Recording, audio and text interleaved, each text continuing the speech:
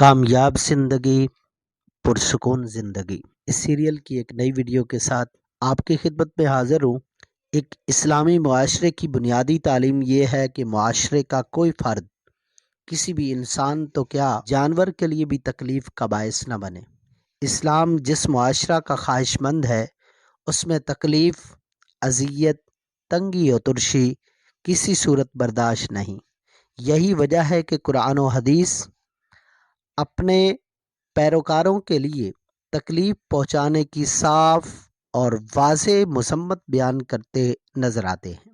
اللہ تعالیٰ کا ارشاد سورۃ الاحزاب کے اندر کہ والذین یؤذون المؤمنین والمؤمنات بغیر مکتسبوا فقد احتملوا بہتانا واثما مبینا، اللہ نے فرمایا کہ جو لوگ مومن مردوں اور مومن عورتوں کو ان کے کسی جرم کے بغیر تکلیف پہنچاتے ہیں، انہوں نے بہتان ترازی اور کھلے گناہ کا بوجھ اپنے اوپر لاد لیا ہے۔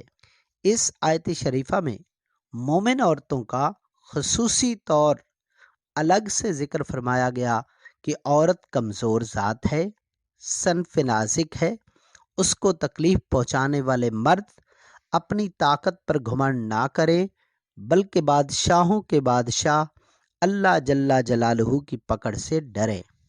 نبی پاک صلی اللہ علیہ وآلہ وسلم کا فرمان ہے کہ لا ضرر ولا ضرار۔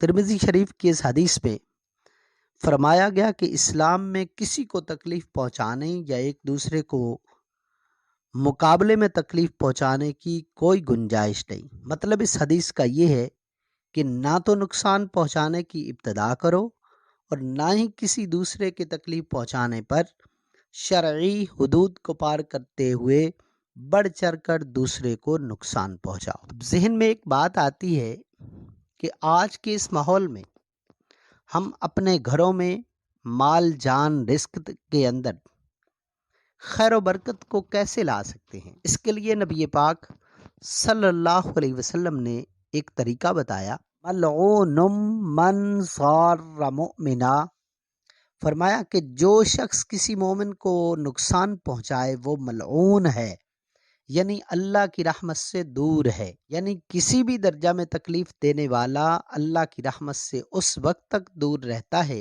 جب تک یہ تکلیف کا سلسلہ جاری رہتا ہے۔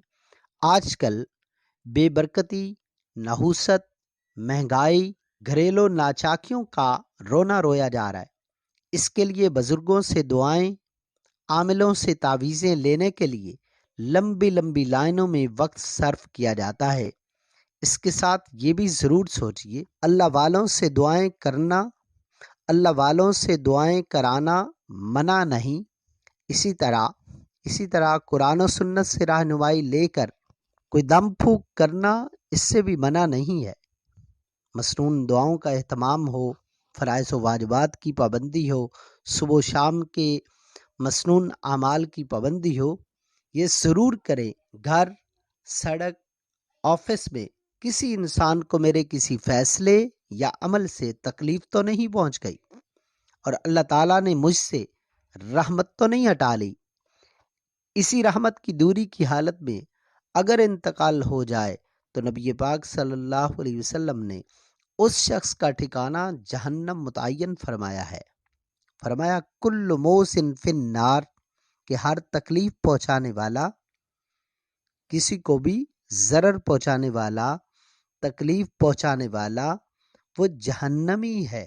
لہذا نہایت عاجزانہ درخواست ہے کہ قرآنی آیات کے اندر بتائے ہوئے اصولوں اور نبی پاک صلی اللہ علیہ وسلم کے ارشادات کی اہمیت کا احساس کرتے ہوئے معاشرے میں اپنے مختلف کرداروں کا اس پہلو سے محاسبہ ضرور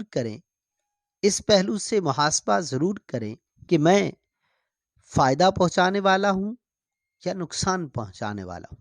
جب ہمیں یہ یقین ہو جائے گا کہ ہم فائدہ پہنچانے والے ہیں تو حقیقی زندگی ہماری وہاں سے شروع ہونی ہے، پرسکون زندگی وہاں سے شروع ہونی ہے جب ہم نے یہ سوچ بنا لی کہ ہم نے لوگوں کا فائدہ کرنا ہے، لوگوں کا فائدہ سوچنا ہے، لوگوں کا فائدہ کرنا ہے، جب ہم نبی پاک صلی اللہ علیہ وسلم کا فرمان ہے نا کہ خیر الناس من ینفع الناس، کہ تم میں سے، کہ انسانوں میں سے سب سے بہترین انسان وہ ہے جو دوسروں کو نفع پہنچاتا ہو۔ آج کے لیے اتنا ہی کافی۔ مجھے امید ہے کہ آج کی ویڈیو آپ کے لیے کامیاب اور پرسکون زندگی کی طرف ایک بہترین قدم اٹھانے کی رہنمائی کرے گی۔